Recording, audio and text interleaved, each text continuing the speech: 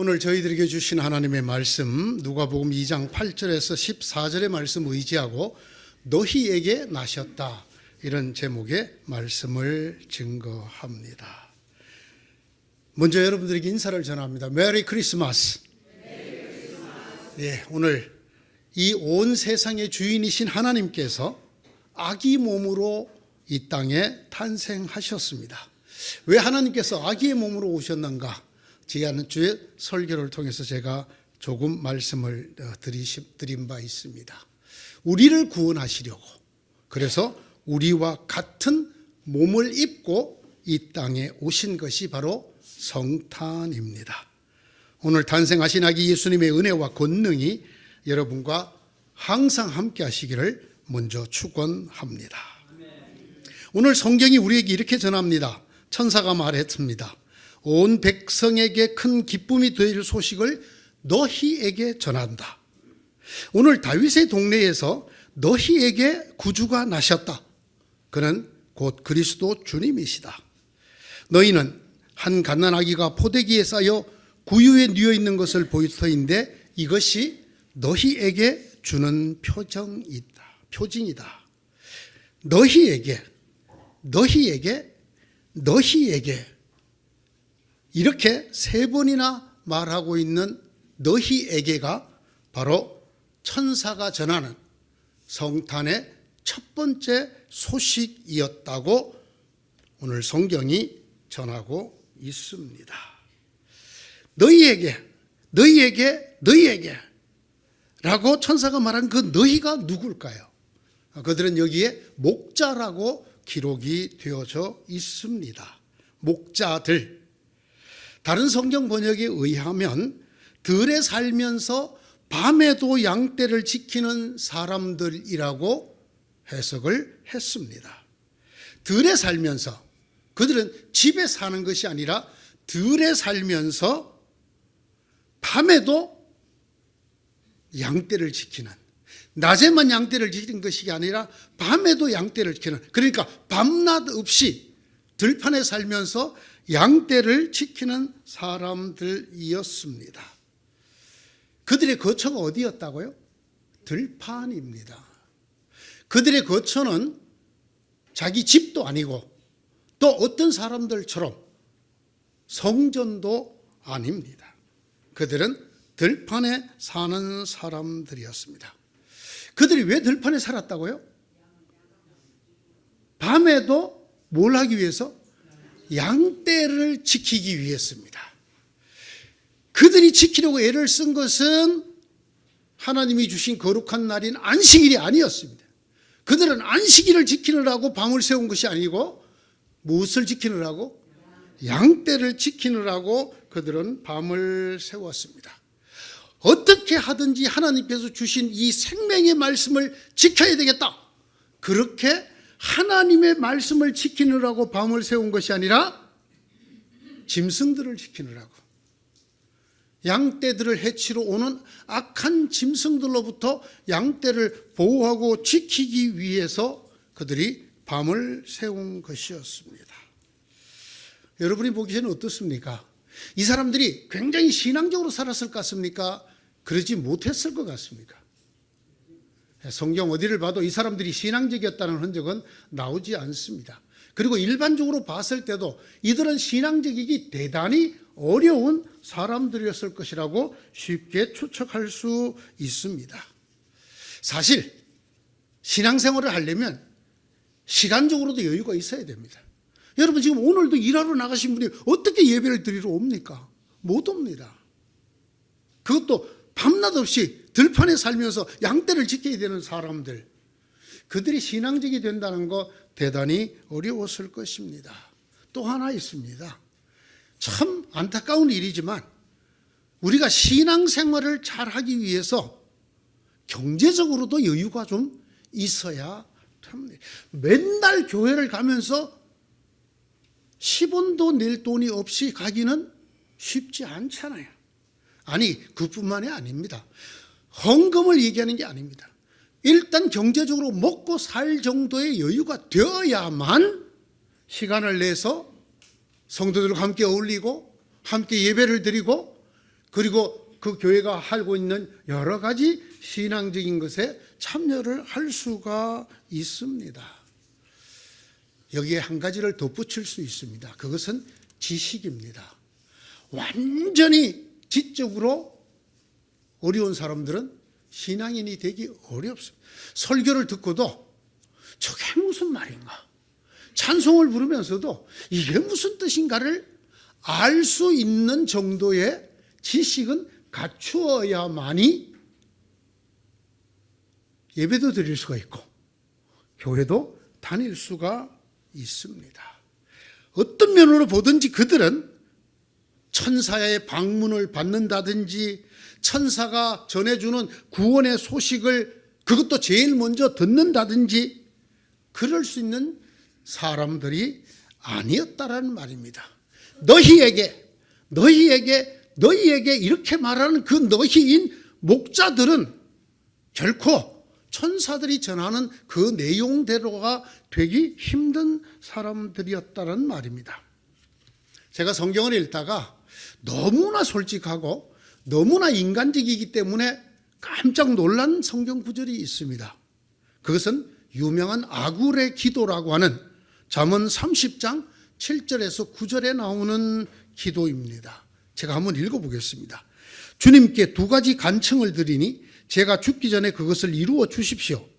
허위와 거짓말을 저에게서 멀리하여 주시고 저를 가난하게도 부유하게도 하지 마시고 오직 저에게 필요한 양식만을 주십시오. 제가 배가 불러서 주님을 부인하면서 주가 누구냐고 말하지 않게 하시고 제가 가난해서 도둑질을 하거나 하나님의 이름을 욕되게 하거나 하지 않도록 하여 주십시오. 저는 정말 현실적이고 정말 솔직하고 정말 인간적인 기도라고 생각합니다. 사실입니다. 너무 부유하면 신앙이 되기가 어렵습니다. 생각해 보십시오. 아무것도 필요한 것이 없을 만큼 모든 걸 다 갖추고 있는 사람, 그리고 모든 걸 다 가질 수 있는 사람이 왜 하나님을 찾겠습니까? 하나님이 어디 계시냐? 아니, 이렇게 말할 겁니다. 하나님이 왜 필요하냐? 그렇습니다. 그들에게 있어서 하나님은 성경이 말한 대로 그들의 배입니다. 배. 부족함이 없이 가득 차 있는 배. 그들에게는 재물과 권력과 건강만이 그들이 찾고 구할 것이지 결코 하나님을 구하기 쉽지 않습니다. 반면에 너무 가난해도 마찬가지입니다. 너무 줄여도 너무 비참하게 가난해도 하나님을 찾을 수가 없습니다. 허리를 있는 대로 숙이고 땅을 헤집고 다니면서 한 푼이라도 입에 넣을 것을 찾느라고 감히 고개를 들어 하늘을 바라볼 여유가 없습니다. 그럴 시간도 없습니다. 가진 것도 없고 배운 것도 없고 그래서 소외되고 홀대받는 사람들, 여러분 그들이 신앙적이 되기라는 것 대단히 어렵습니다. 마음으로는 간절함이 있을지 몰라도 삶이, 그들의 매일의 그 고단한 삶이 신앙과는 가까워지지 못하게 하기 때문입니다. 너희에게 라고 천사가 전하여 준 이 성탄의 첫 번째 소식의 수신자인 이 목자들, 이들은 많이 가난한 목자들입니다. 많이 가난한 사람들이고 많이 떨어져 있는 사람들입니다. 종교적인 삶에서 떨어져 있고 신앙적인 삶에서 멀리 떨어져 있는 사람들입니다. 그런 그들에게 천사가 찾아왔습니다. 그리고 그들에게 성탄의 첫 번째 소식을 전하여 주었습니다. 천사가 말했습니다. 너희에게 구원자가 나셨다. 우리는 질문해 보게 됩니다. 왜 하필 그들이었을까? 하나님의 구원을 경건하게 기다리는 이스라엘 사람들이 많이 있었습니다. 존경받을 신앙인들, 훌륭한 종교 지도자들도 많았습니다. 그런데 왜 그들을 다 내비두고 하필이면 종교적일래야 종교적일 수도 없고 신앙적일래야 신앙적이기도 힘든 그들에게 구원자가 났다고 천사가 전하였을까요? 그것도 집에서 양을 키우고 일꾼을 두고 양을 키우는 사람이 아니라 그 양떼들을 데리고 들판에 가서 밤에조차도 그 양들을 지키며 겨우겨우 살아가는 그들에게 왜 제일 먼저 복음의 소식을 그것도 천사가 전했을까요? 주님의 한 천사가 그들에게 나타나고 주님의 영광이 그들을 두루 비추니 그들은 몹시 두려워하였다. 이것이 오늘 9절의 말씀입니다. 그들이 천사의 방문을 받고 천사가 주되는 얘기를 듣고 기뻐하였다가 아닙니다. 그들은 두려워하였다고 성경이 기록하고 있습니다. 그 밤에 양떼를 지키려고 잠을 자지 않고 기다리는 그 밤에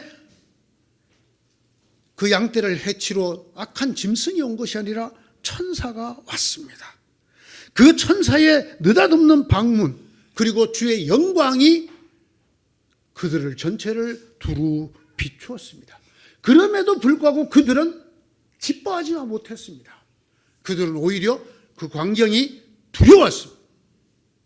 왜 그랬을까요? 그들의 일생은 하나님의 이름을 두신 성전은커녕 가정집에서도 살지 못하고 들판에 살던 사람들이었습니다.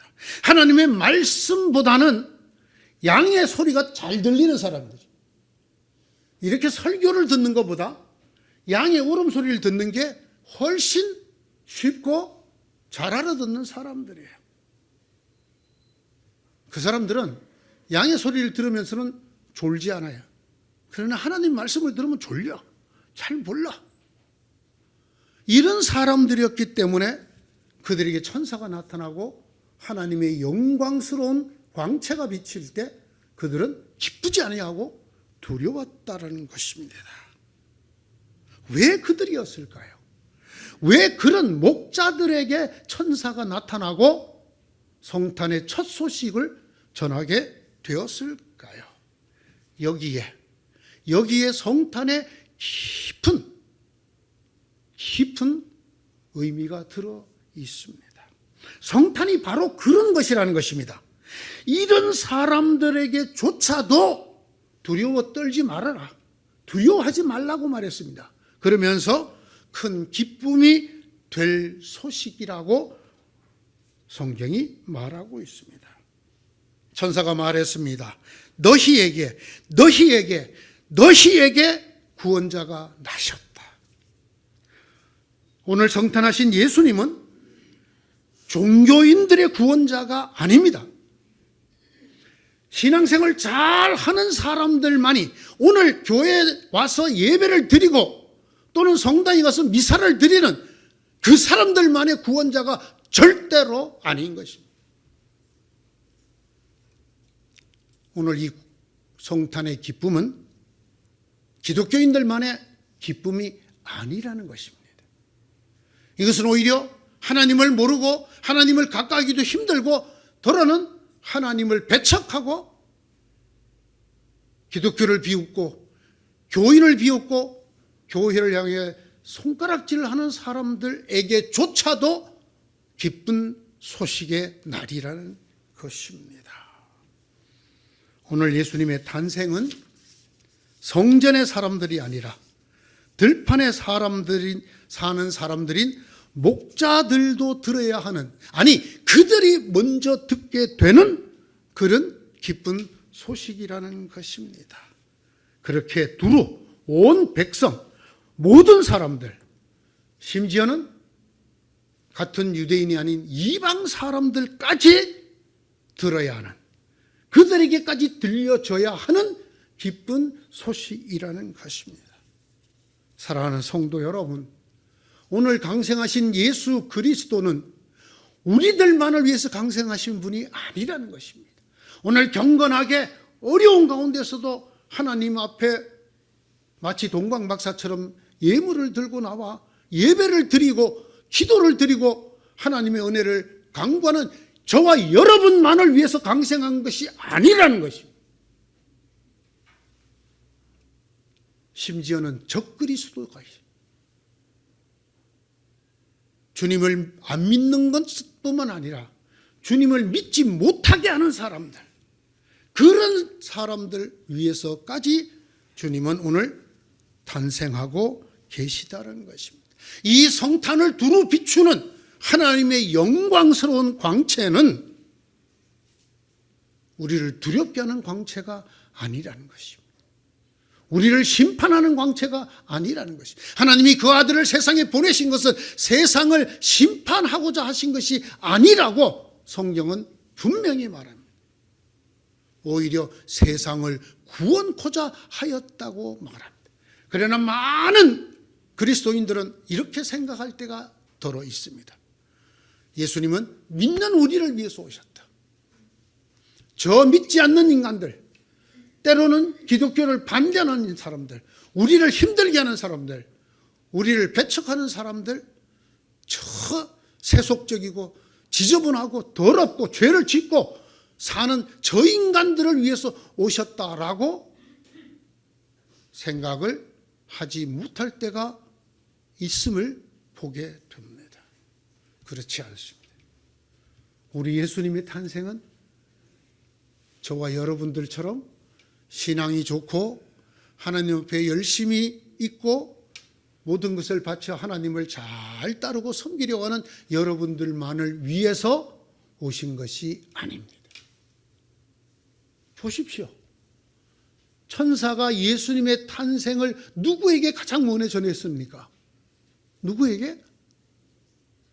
성전과는 하늘만큼 떨어져 있는 들판에 말씀을 지키고 신앙을 지키기 위해서가 아니라 양떼를 지키기 위해서, 그렇게 해서 먹고 살기 위해서 들판에서 밤을 새고 있는 목자들에게 제일 먼저 전해졌습니다.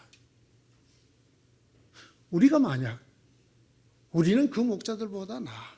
우리는 오늘 성탄절이 뭔지도 모르고 성탄절에 교회도 안 가고 예수도 안 믿는 저런 인간들보다 하나님이 우리를 위해서 보내주신 예수님이 우리 속에 먼저 태어나실 것이야 라고 생각하시면 안 됩니다. 우리 하나님 아버지께서 주신 성탄, 이 예수 그리스도의 강생으로 이루어지는 하나님의 이 놀라운 성탄의 선물은 저 들판에 있는 성전과는 멀리 떨어져 있는, 신앙과는 멀리 떨어져 있는 그들에게 제일 먼저 전해졌습니다. 그 천사들과 더불어 이 땅을 비춘 성탄의 영광은 그런 너희를 위하여 너희에게 구원자가 났다라는 메시지의 광채입니다. 이 소식, 이 기쁜 소식을 듣게 하는 큰 기쁨의 영광입니다. 그들에게 묻습니다. 당신들은 어떻게 당신들에게 나신 구원자를 만나게 되었습니까? 그렇게 일생 동안 성전과도 멀고 말씀과도 멀고 신앙과도 종교도 멀었던 당신들이 어떻게 제일 먼저 구원의 소식을 듣고 그리고 그 주님을 만나 뵙게 됐습니까? 그들이 이렇게 말을 합니다. 천사들이 목자들에게 떠나 하늘로 올라간 뒤에 목자들이 서로 말하였다. 베들레헴으로 가서 주님께서 우리에게 알려주신 바 일어난 그 일을 봅시다. 그리고 그들은 급히 달려가서 마리아와 요셉과 그 위에 누워있는 아기를 찾아냈다. 바로 이것입니다. 천사가 그들에게 소식을 전해준 거로 끝났더라면 그들은 예수님을 만나지 못합니다. 그랬다 카더라 라고 귀호강만 하고 말았을 것입니다. 그러나 그들은 이 일을 보러 갑시다 하고 일어나 베들레헴으로 갔습니다. 그래서 그들은 그들이 전에 들은 바 말씀 그대로 이 땅에 하나님의 아들, 우리를 위한 구원자가 탄생하신 것을 볼 수 있게 되었습니다. 이 성경이 참 재밌게 번역을 했어요. 그들이 아기 예수를 찾아내었다라고 썼어요. 제가 지난주에 아기로 오신 하나님이 아기 속에 숨어 계신다라고 말했죠. 마찬가지로 오늘 성경은 베들레헴에 계시는 아기 예수님을 그 목자들이 찾아내었다라고 성경은 기록하고 있습니다. 다시 말씀드립니다. 이 때문입니다. 이렇게 일어나 베들레헴으로 가서 이 말대로 되었는가를 찾아보자 하고 그들의 발걸음을 뛴 것이 신앙고난 동떨어지게 살았던 그들로 하여금 하나님의 구원을 그들의 눈으로 목교하게 하였습니다. 하나님께 영광을 돌리고 하나님을 찬미하며 그들의 들판으로 되돌아가게 되었다고 성경이 말합니다. 기억할 게 하나 있습니다. 이들이 천사의 이야기를 듣고 그 일을 일러준 대로 베들레헴으로 가서 그 일어난 일을 보자라고 하고 그곳으로 달려간 것은 율법학자도 한 짓이 아닙니다. 대제사장들도 한 일이 아닙니다. 여러분, 동방에서 온 박사들이 유대인의 왕으로 나시니가 어디 계시냐고 물었을 때 대제사장과 서기관들이 말했습니다. 유대 땅 베들레헴일 것입니다. 그 얘기를 듣고도 제사장들도 율법학자도 베들레헴으로 가지 않았습니다. 때문에 그들은 부활하신 주님을, 탄생하신 주님을 볼 수가 없었습니다.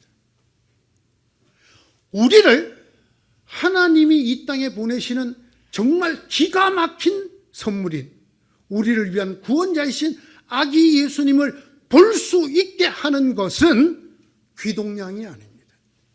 귀로 듣고 그랬다 하더라, 기독교는 그런 종교라 하더라, 예수가 오늘 탄생했다 하더라, 그것이 아닙니다. 기독교의 신앙은 우리의 체험성을 바탕으로 합니다. 우리가 그 아기 예수님을 보아야 합니다. 우리의 삶 속에서 그 예수님과 만나는 그 만남이 있어야 합니다. 아무도 예수님을 친히 만나지 아니하고 머리로 생각만으로 하나님을 믿을 수 있는, 예수님이 하나님의 아들 구세주라는 걸 믿을 수 있는 사람은 없습니다. 그것을 성경은 성령이 아니고는 예수가 하나님의 아들 구세주라고 고백할 수 없다라고 하는 말입니다. 이들이 천사가 전해주는 첫 성탄의 소식을 들은 사람일 뿐 아니라 이들이 일어나 그곳으로 가보자고 말한 사람들이고 그렇게 일어나 베들레헴으로 간 사람들입니다. 그래서 그들이 친히 하나님의 구원 예수 그리스도를 볼 수 있었습니다. 이후로 끝나지 않았어요. 이 목자들이 그곳에서 예수님을 봤잖아요. 그 다음에 두 가지를 더 했어요. 하나가 뭔지 아십니까? 기가 막힌 일입니다. 이 사람들이 종교적이지도 않고 신앙적이지도 않고 들판에 살았던 이들이 예수님이 바로 하나님이 보내신 구원자라는 것을 전파하는 사람이 됐어요. 그런데 그 전파한 대상이 누군지 아세요? 이게 정말 놀라워요. 마리아와 요셉에게 전해주었어요. 그 어머니, 그 아버지에게 성령을 통해 하나님의 계시를 받고 하나님의 말씀을 듣고 하나님과 대화를 했던 그들에게 이 아들이 하나님이 보내주신 구원자이십니다 라고 일생 종교와도 관계없고 신앙적이지도 못했던 목자들이 전했습니다. 무엇 때문이죠? 그들이 예수님을 만나 보았기 때문에. 만나보면 이런 일이 생깁니다. 우리의 머리로는 도저히 생각도 나지 않고 엄두도 나지 않는 일이 믿어지게 되고 그것을 자신 있게 전하게 됩니다. 여러분이 만약 이 오늘 태어나신 예수님과 만남의 관계를 가지게 되면 여러분이 저한테 전해줄 수도 있어요. 목사님, 예수님이 진짜 구원자십니다. 이 꼴이잖아요. 이들이 예수님의 엄마 마리아, 아빠 요셉에게 천사가 이 아기가 우리를 위해 보내진 구원자라고 하였습니다. 하고 말해요. 또 하나 더 있어요. 그리고 그들은 다시 양들을 지키기 위해서 돌아갑니다. 돌아가면서 그들은 하나님의 이름을 높이며 찬양하였다. 보세요. 성전에 평생을 산다고 하나님을 높이고 찬양이 저절로 나오는 것이 아니에요. 그들은 의식적으로, 생활적으로, 습관적으로 찬양할지 모릅니다. 그러나 정말 하나님을 만나고 하나님을 만져보고 주목하여 보고, 그래서 구원을 친히 눈으로 보고 난 다음에 나오는 그 찬양을 하나님에게 드렸다. 성경이 이렇게 고백하고 있습니다. 저는 오늘 주님께서 저희를 위하여 강생하신 이날 이 고백이 듣고 싶습니다. 이런 외침 말입니다. 신앙과 담을 쌓은 우리들에게까지 미친 큰 기쁨의 소식을 들었습니다. 그 기쁨을 보았고 주목하고 만져보았습니다. 그는 진실로 하나님과 사람을 이어줄 참된 평화이셨습니다. 진실로 살아계신 하나님, 전능하신 하나님의 영광이었습니다. 이 아기가 우리의 구원자 하나님의 아들입니다. 이 고백, 이 외침을 듣고 싶습니다. 사랑하는 성도 여러분, 그날 목자들이 하였던 말을 여러분에게 전해드립니다. 우리에게 일러준 그 일을 보러 갑시다. 그들은 곧 베들레헴으로 달려나가서 아기 예수를 찾아내었습니다. 만민에게 미칠 큰 기쁨을 목자들처럼 찾아 나서는 여러분 되시기를 바랍니다. 그래서 여러분의 일생 중에 언젠가는 이 아기로 오신 하나님의 신비, 이 속에 들어있는 하나님의 구원, 그분 바로 오직 유일하신 하나님이 보내주신 구원자 예수를 만나서 여러분의 입으로 예수가 하나님이 보내주신 구원자이십니다라고 그 어머니 마리아와 요셉에게까지 말해줄 수 있는 그런 여러분 되시기를 축원합니다. 메리 크리스마스. 주님께서 오늘 저와 여러분에게 오셨습니다. 저와 여러분에게. 기도합시다.